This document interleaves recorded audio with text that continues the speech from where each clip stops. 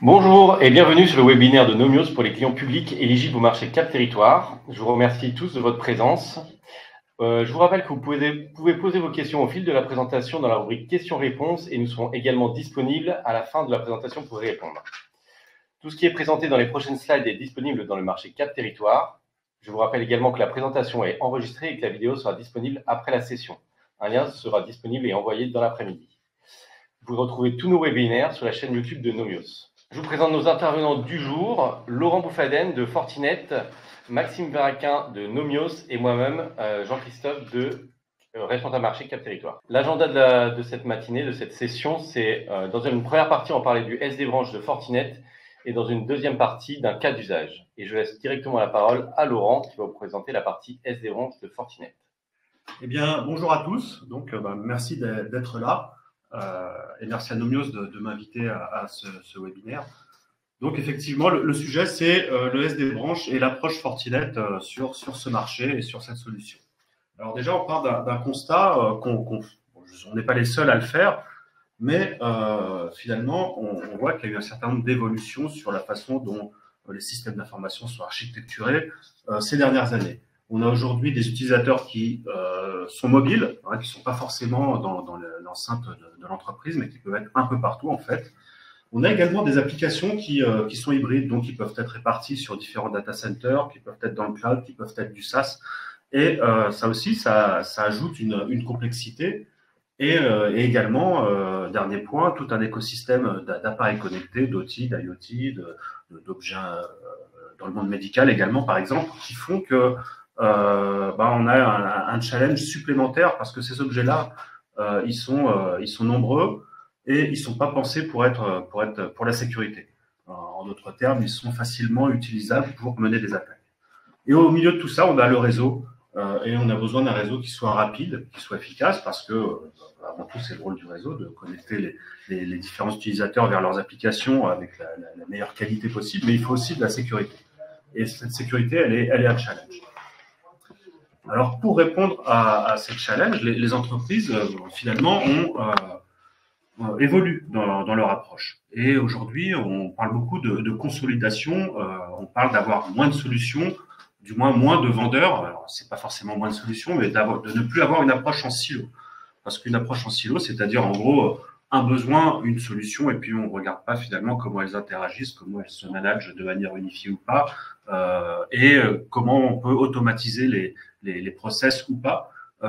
Eh bien, ça conduit à avoir beaucoup de complexité. Et la complexité, c'est une phrase un peu bateau aujourd'hui dans le monde de la cyber, mais la complexité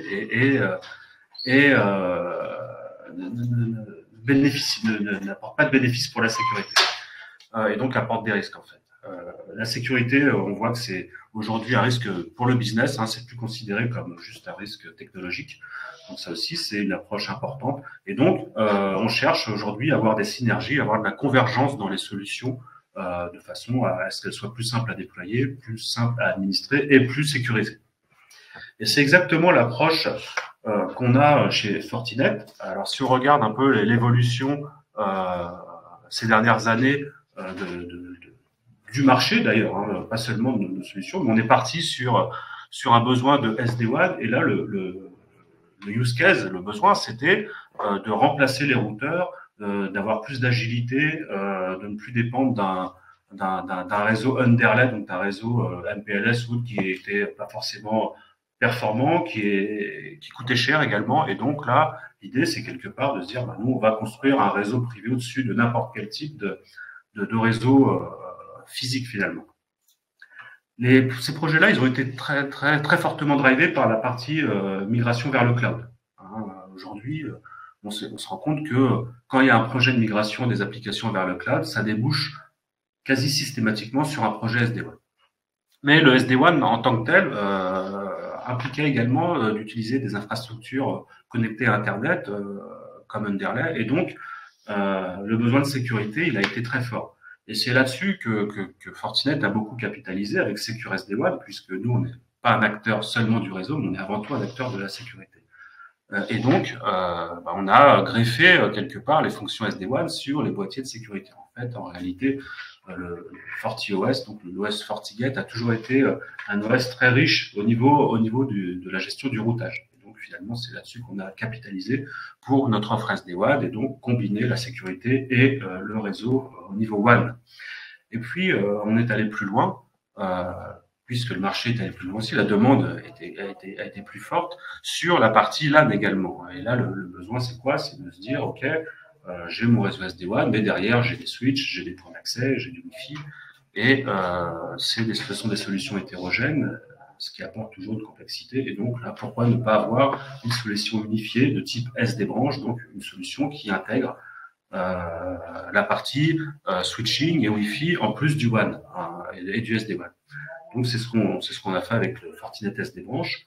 Alors ensuite, c'est ce qui nous réunit aujourd'hui, mais on va plus loin aujourd'hui. C'est-à-dire qu'on parle de ZTNA, on parle de SASI, on parle de SSE, et d'avoir également un écosystème complètement cohérent et unifié autour d'un OS, autour d'un outil d'administration, également sur ces aspects de ZTNA et de SASI, et puis également tout ce qu'on appelle l'IOPS, donc l'intelligence artificielle pour faciliter les besoins opérationnels en termes de maintenance, en termes de gestion des réseaux et des incidents, c'est aussi des choses vers lesquelles on va très fortement. Et donc, je reviens sur la solution SD-WAN. Donc, c'est quand même la première brique finalement d'une solution SD-branche, c'est déjà d'avoir cette solution SD-WAN. Et ce qui va caractériser la solution Fortinet SD-WAN, c'est tout d'abord la richesse des services fournis, puisque on va fournir un nombre important de services de sécurité, de reconnaissance applicative, mais également toute la partie IDS, IPS, toute la partie gestion du cloud, toute la partie déploiement également dans les différents clouds. On va bien sûr être capable de s'affranchir du type de transport. Concrètement, que j'ai un réseau MPLS, un réseau Internet, un réseau broadband, LTE, finalement, ça ne change pas grand-chose dans la façon dont je vais gérer mon réseau SD-WAN. Et voir si à un instant T, j'ai un type de réseau et que je veux ajouter des liens, que je veux migrer vers d'autres liens, ça ne va pas remettre du tout en cause toute l'architecture qu'on aura déployée sur le plan du SD-WAN. On va être capable de se déployer et de répondre à tout type de use case. Alors bien sûr, quand on parle de SD-branche et de SD-WAN, on pense tout de suite aux réseaux très distribués avec des succursales, avec des petits bureaux distants qu'on va devoir connecter, bien évidemment. Mais on sait répondre à tout type de besoin. En réalité, on a une largeur de gamme aujourd'hui et une capacité en termes de capacité à grossir sur des déploiements larges qui font qu'on est vraiment capable de répondre à tout type de besoins. Donc aujourd'hui, SD-branche, tout ce qui est retail, tout ce qui est public, connexion de collège par exemple, sur des conseils départementaux. Toute la partie industrielle, c'est également un gros un domaine important pour Fortinet et un domaine, on a l'arrivée de NIS 2, donc de directives européennes qui font que on demande aujourd'hui aux industriels d'avoir des réseaux beaucoup plus sécurisés que ce qu'ils étaient précédemment. Et donc là-dessus, on a tout notre rôle à jouer avec cette partie SD-WAN. Le cloud, bien évidemment, quand on déploie quand on déploie un réseau SD-WAN, souvent, il y a un projet de migration vers le cloud. Et dans ce cas, souvent, on a besoin également de déployer de l'infrastructure dans les clouds publics. C'est ce qu'on fait très souvent. Et bien sûr, toute la partie MSSP également, donc le fait de mutualiser des équipements, vous avez également chez Fortinet la capacité à avoir des offres en SaaS de Hub SD-WAN, par exemple. Donc, ce sont des choses qu'on fait, ou de Firewall as a Service. Ce sont des choses aujourd'hui qu'on développe beaucoup. En termes de form factor, alors derrière, on va avoir bien sûr des appliances physiques. Aujourd'hui, sachez que sur ce marché, Fortinet a une part importante puisque aujourd'hui, plus de 50% des appliances firewall physiques déployées dans le monde sont des FortiGate. Donc, c'est vous dire la place qu'on occupe aujourd'hui sur ce marché. Mais on va également, bien sûr, déployer ces mêmes appliances au format virtuel dans des clouds publics ou dans des data centers privés également. Et puis également de la sécurisation de containers, c'est des choses qu'on fait beaucoup. Et le but, c'est quoi? C'est de fournir une expérience utilisateur optimisée, la meilleure possible. Et pour ça, on va mettre en place un certain nombre de choses sur le SD-WAN, donc la capacité à identifier les applications, Aujourd'hui, on est capable d'identifier plus de 5000 applications. Dès le premier paquet, on va pouvoir offrir un niveau de performance important, puisque je rappelle que Fortinet a la particularité d'être non seulement un éditeur de logiciels, mais également un électronicien. Quelque part, on fabrique des ASIC, on fabrique des chipsets, on conçoit en tout cas. Et donc, nos appliances s'appuient sur des ASIC spécialisés qui nous permettent d'avoir des performances importantes et surtout prédictibles en augmentant le niveau de sécurité. On va trouver toute la partie one remediation, le fait d'avoir de la correction automatique en cas de perte de paquet pour finalement toujours garantir la meilleure expérience utilisateur possible. Donc, ça passe par des mécanismes de duplication de paquets, par exemple, ou de forward error correction. On va pouvoir faire du routage en fonction des applications et en fonction des SLA. Donc, on va définir des SLA sur ces différents liens. Et puis, en fonction de la latence, en fonction du jitter, en fonction de la charge, en fonction du taux de perte de paquet, on va décider du meilleur chemin pour une application X ou Y. Toutes les applications n'ont pas la même criticité, n'ont pas les mêmes besoins. Et donc, on va pouvoir définir comme ça, pour ces applications critiques, les meilleurs chemins possibles. Et puis enfin, bien évidemment, ce qui fait aussi la spécificité d'une solution SD-WAN Fortinet, c'est que c'est une solution qui est complètement distribuée, en ce sens que on n'a pas de notion de contrôleur, d'orchestrateur qui serait nécessaire au fonctionnement de la solution. Un FortiGate est complètement indépendant. Bien sûr, on va manager toute la solution de manière centralisée, mais derrière, en réalité, toutes les décisions sont prises directement au niveau du FortiGate. Et donc, ça aussi, en termes de scalabilité, de capacité à s'étendre, c'est important. Alors concrètement, qu'est-ce que ça fait? Tout simplement, j'ai un exemple ici où j'ai un branch office avec son FortiGate, avec derrière on a un FortiManager qui gère potentiellement des milliers de sites identiques à celui-ci. Et puis sur ce site, on voit qu'on a 4 liens broadband, des liens au débit et un lien MPLS. Et donc, on va se connecter sur un data center on-premise, sur du cloud public, et bien sûr sur du SaaS et la connexion Internet. Et donc, on a tous ces flux qui arrivent, et derrière, il faut décider de la façon dont on va gérer ces flux. Et c'est là où on va pouvoir, en fonction de la qualité du lien, par exemple, décider d'utiliser tel ou tel lien, y compris d'ailleurs si le flux est chiffré. Dans ce cas, on va pouvoir le déchiffrer en gardant des performances importantes. Et donc, ça aussi, c'est quelque chose qu'il faut prendre en compte. Bien évidemment, la reconnaissance applicative, c'est quand même beaucoup plus efficace si on est capable de déchiffrer.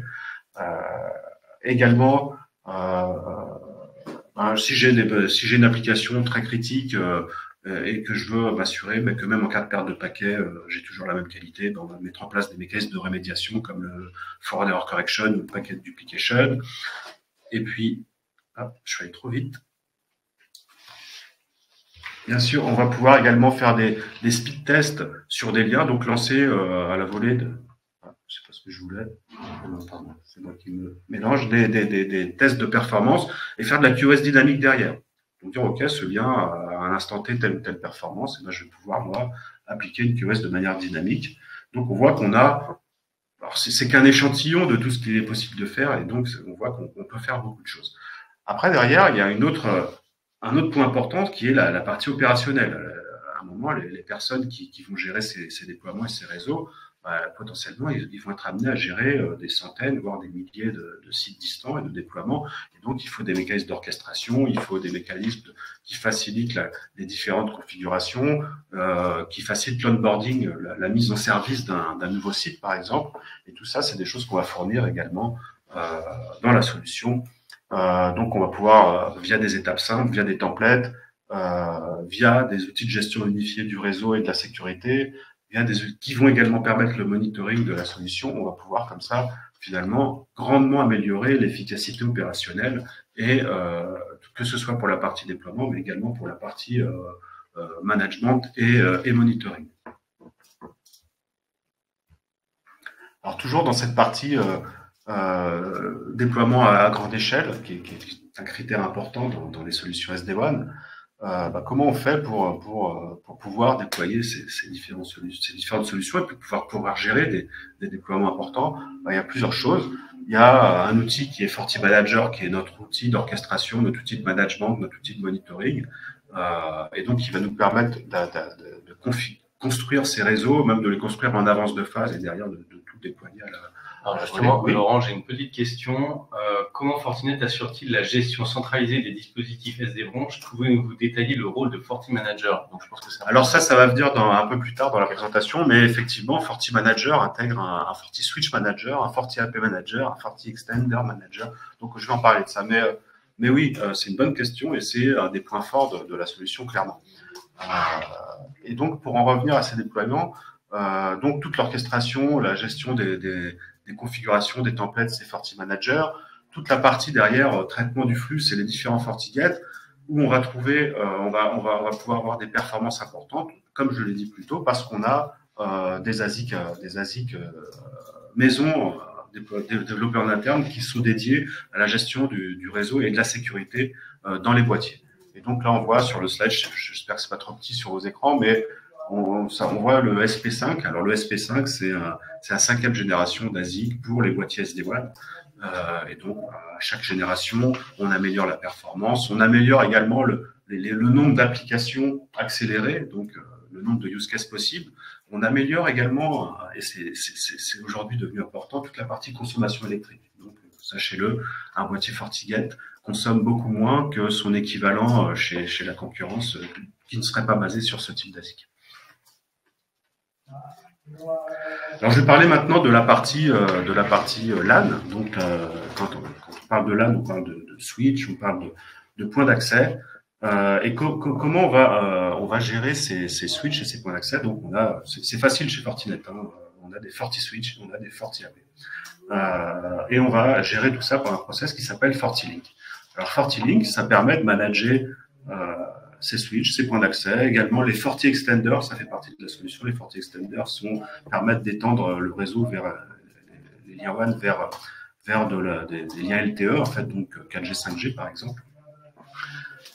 Et donc, l'intérêt du FortiLink, c'est que ça permet de réaliser réellement la convergence du réseau et de la sécurité. C'est facile à déployer. Alors, c'est facile. Alors, quand on parle de facile d'achat, tout simplement, hein, facilité d'achat, effectivement, ça peut pas être toujours facile d'acheter quelque chose. Hein. C'est simplement qu'on n'a pas de notion de licence, par exemple, hein, pour manager ces équipements via FortiLink.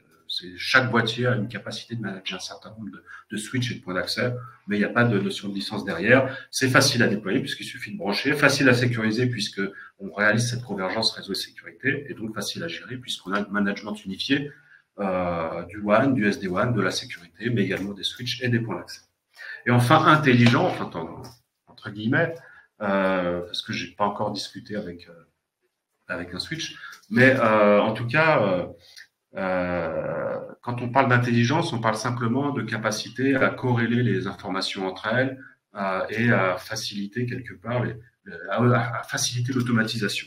Donc, si aujourd'hui j'ai dans ce mode-là un utilisateur, on détecte que cet utilisateur est vulnérable, on détecte que cet utilisateur fait des choses qui ne sont pas normales, on va pouvoir complètement automatiser le process. De lui changer sa politique firewall, par exemple, de le mettre en quarantaine au niveau du switch, au niveau de l'AP.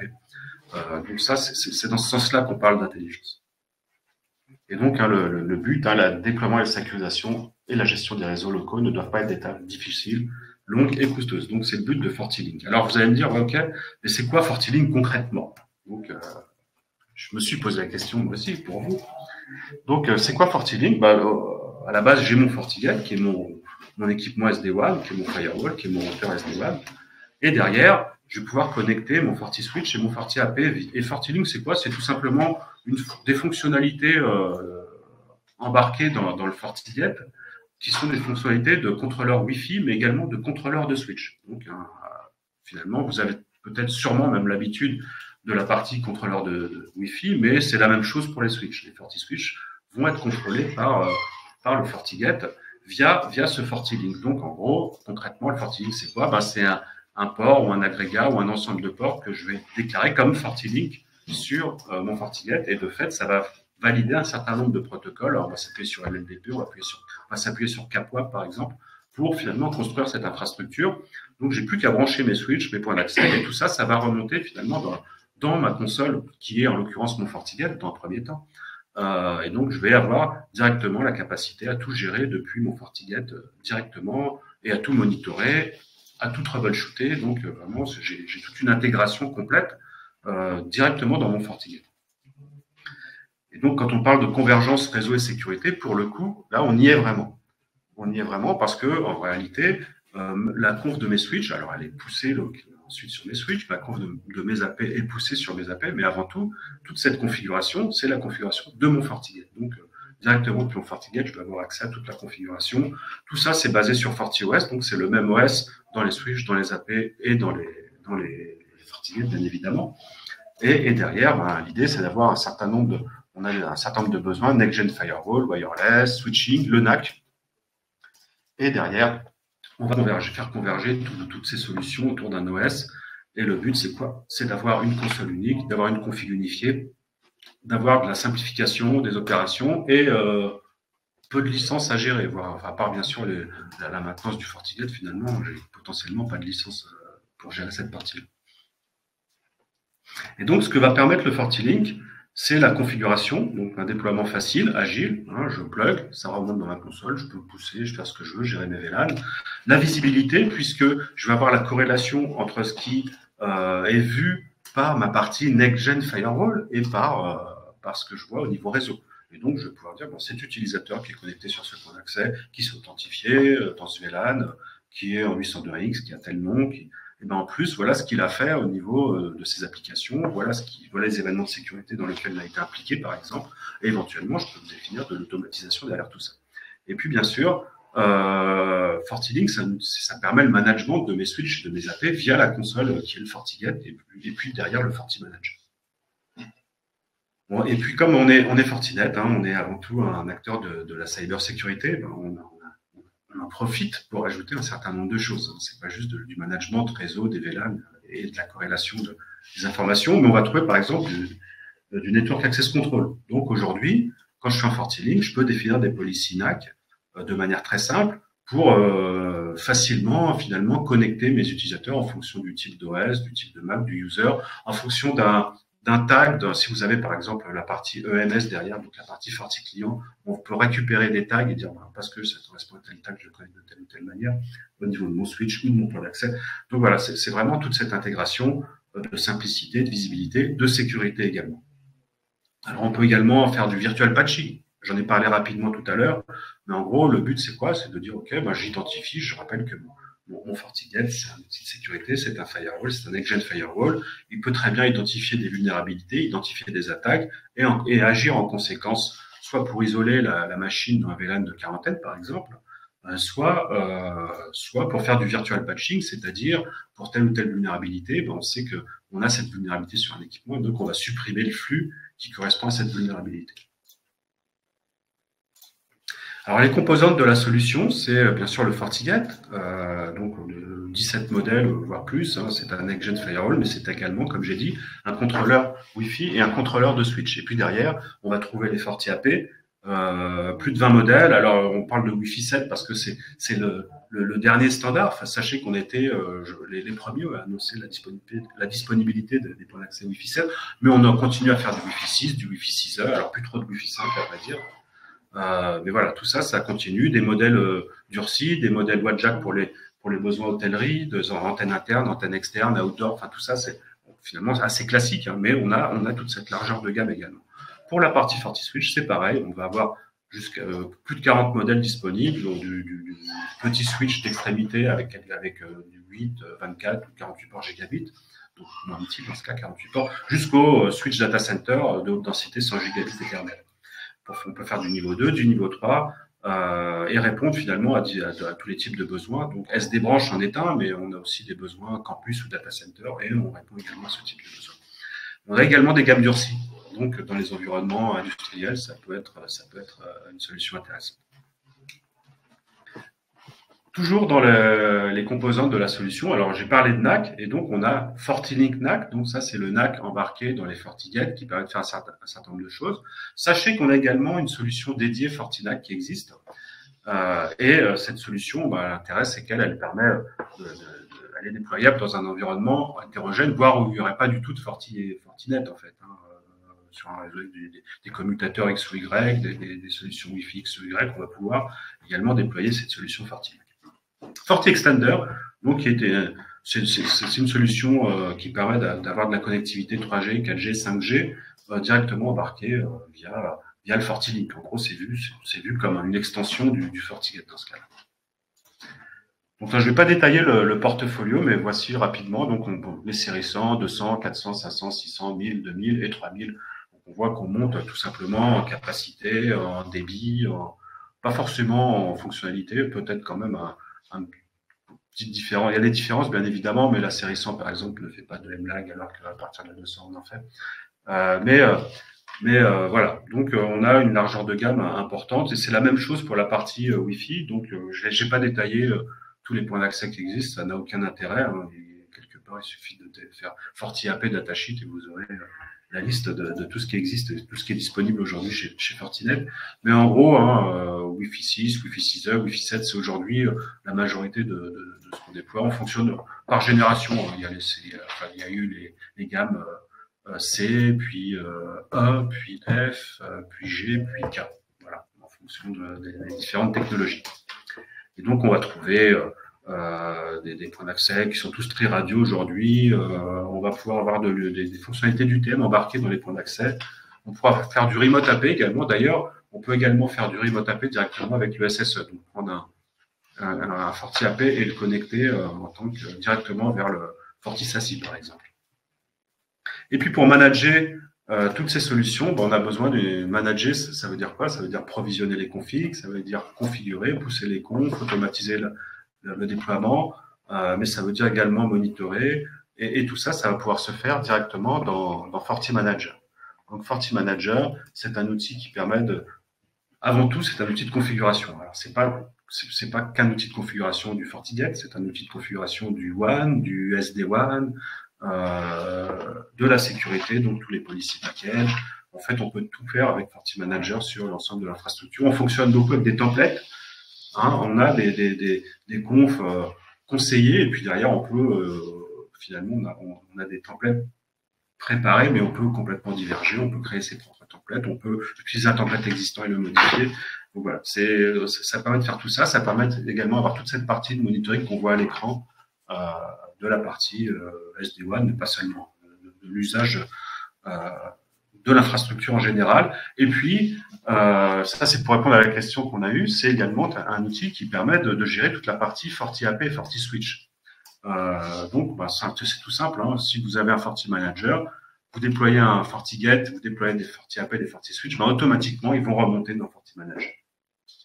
Et là, on peut préconfigurer des templates, on peut préconfigurer des configs qui vont être automatiquement poussés, par exemple. On peut modifier les choses, on fait ce qu'on veut. On peut avoir de la visibilité sur les topologies, sur la localisation des bornes, on peut faire toute la conf et une partie de monitoring. Je dis une partie de monitoring parce que derrière, sur cette partie-là, pour aller plus loin, on a également une offre qui s'appelle FortiIOps, qui est une offre finalement où qui est plus orientée pour le coup sur le monitoring long terme. Alors il me reste combien de temps? Il reste 5 minutes. Très bien, on arrive à la fin de toute façon.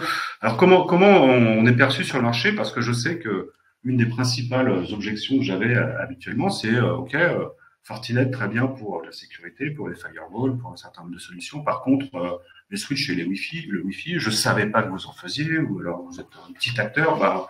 En fait, non. Aujourd'hui, sur ce marché Wired Wireless LAN, on a un positionnement de leader. On a été positionné parmi les leaders par le Gartner. Alors le Gartner, on en pense qu'on veut, mais c'est quand même un baromètre intéressant pour. Et puis en général, quand on est bien placé, on aime bien en parler. Quand on est moins bien placé, on en parle moins, je sais. Mais néanmoins, c'est quand même ça a une signification. Ça veut dire quoi? Ça veut dire qu'on a la techno, qu'on a la vision et qu'on a les parts de marché.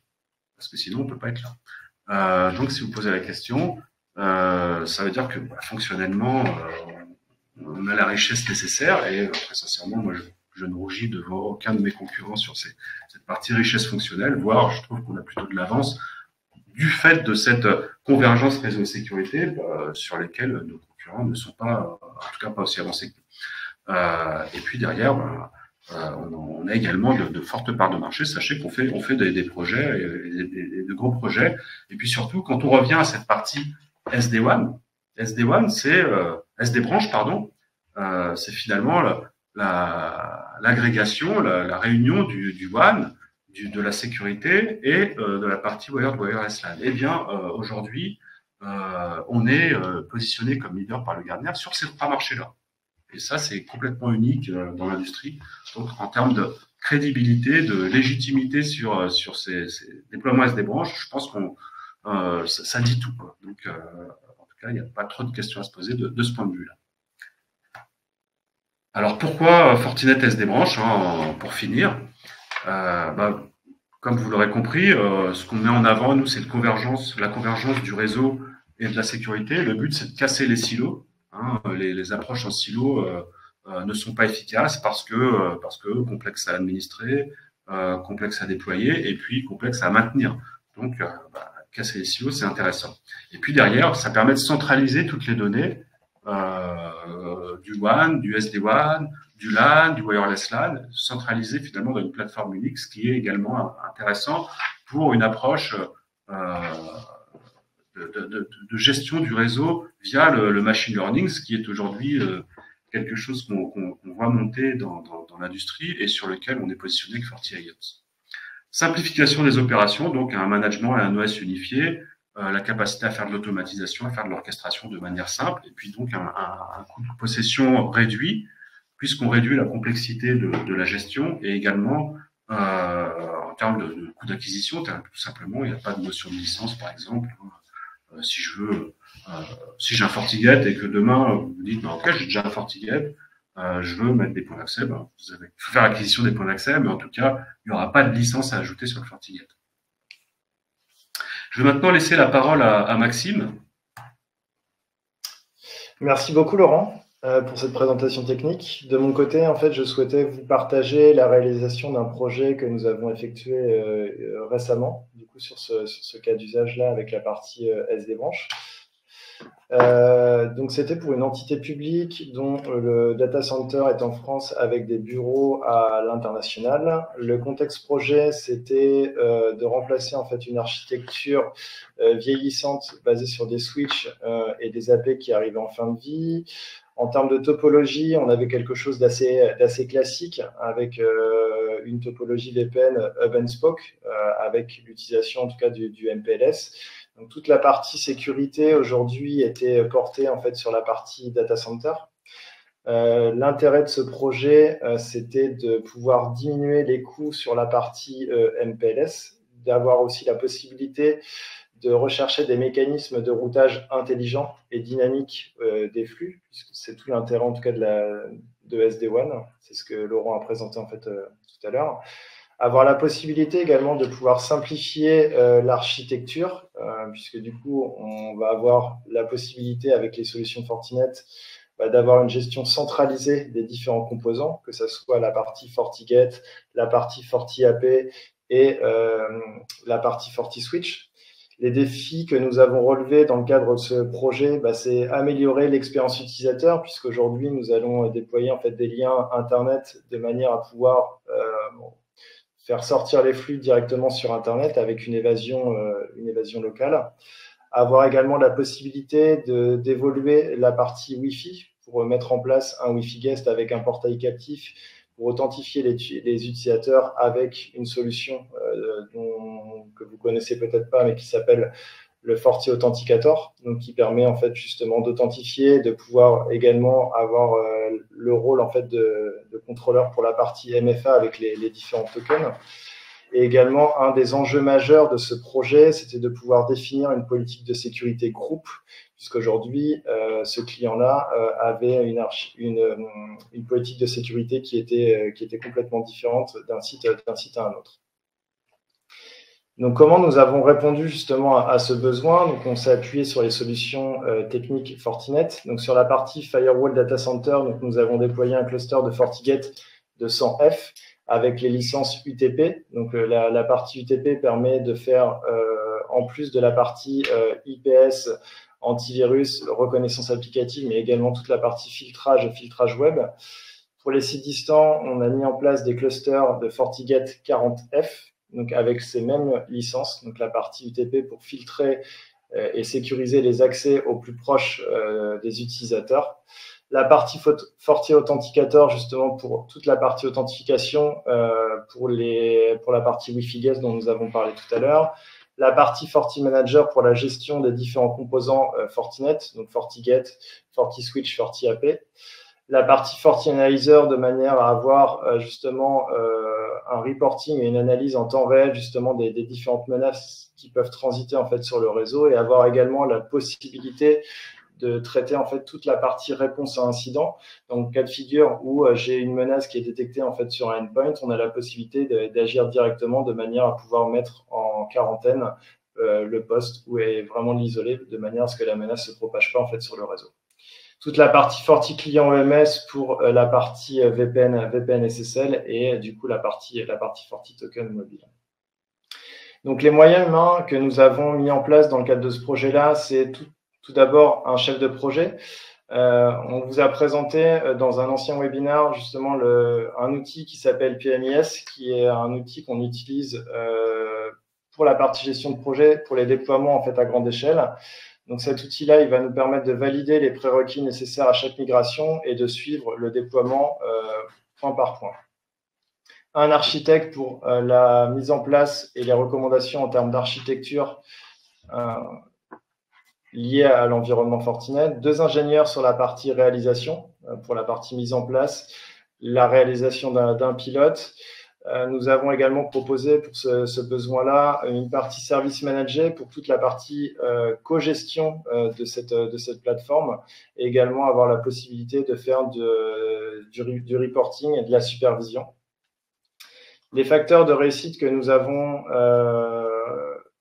avons déterminés à la suite de ce projet-là, c'était bien évidemment la partie gestion centralisée, puisque comme on l'a expliqué dans la présentation faite par Laurent, l'ensemble des composants est aujourd'hui piloté par le Forti Manager, d'avoir la possibilité de faire du Secure SD-WAN, donc avec la partie routage intelligente des flux, mais également avoir la possibilité d'apporter une couche de sécurité supplémentaire par le biais des fonctionnalités qui sont présentes dans le bundle UTP. Également la partie fonction NAC, puisque aujourd'hui, on a mis en place également des politiques permettant de filtrer les accès réseau en fait, qui sont réalisés. Avoir aussi la possibilité de mettre en place de l'AD-VPN, puisqu'aujourd'hui, le client avait une solution avec des VPN full mesh. La partie AD-VPN va permettre justement de monter en fait, des tunnels dynamiques à la volée en fonction des besoins d'interaction entre 2 sites. La partie également TCO, on en a parlé tout à l'heure, puisqu'on a une seule console de gestion et on n'a pas de licence supplémentaire à ajouter sur la partie SD-WAN. Et également, quelque chose qui était intéressant pour le client, c'est d'avoir cette possibilité de pouvoir tendre vers la partie Zero Trust et la partie SASI. Donc ça, c'est un enjeu majeur également de ce projet. D'ailleurs, si je peux ajouter quelque chose, là où c'est intéressant, c'est qu'on voit que, on a beaucoup parlé de FortiGate, de FortiSwitch, FortiAP, de FortiManager, mais on voit aussi qu'il y a un ensemble d'autres solutions comme l'authenticateur ou le FortiClient.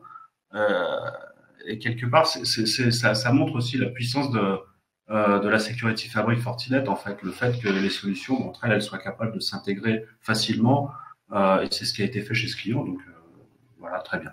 Bravo.